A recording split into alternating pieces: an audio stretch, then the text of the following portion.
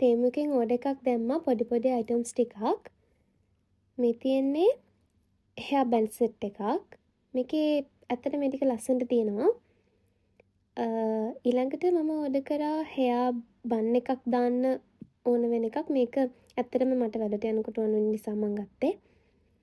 ඊළඟට තව මේක හෙයා ක්ලිප් එකක්.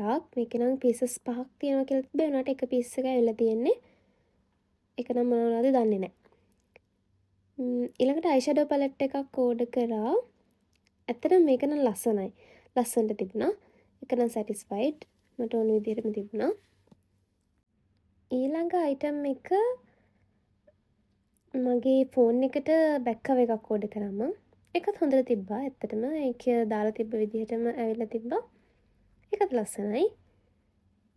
මේක අපි දෙන්නගේ පාස්පෝර්ට් දෙක දාන්න පාස්පෝර්ට් කවර්ස් දෙකක් ඕඩර් කරා. ඒකත් හොඳයි.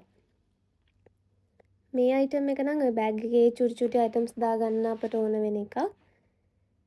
ඊළඟ එක මේක වොලට් එකක්. හැබැයි මේක නම් එච්චර සැටිස්ෆයිඩ් නැහැ. ඒක ක්වොලිටි එකකින් පොඩ්ඩක් අඩුයි. ඒක එච්චර හොඳ නැහැ. ඊළඟ එක ලිප්ස්ටික් පැක් එකක් ඕඩර් කරා. ඒක නම් ලිප්ස්ටික් ටික නම් ඇත්තටම ලස්සනට තිබ්බා. මම ඒක දන්නවා නම් මම තව එකක් ඕඩර් කරනවා. ලිප්ස්ටික් එකෙන්. ඊළඟට ඕඩර් කරා බ්‍රෂර් සෙට් එකක්. අපිට මේකප් කරද්දී ඕන වෙන ඒවා. ඒ ටිකත් ඇත්තටම හොඳයි. හොඳ ක්වොලිටි එකකින් තිබ්බා.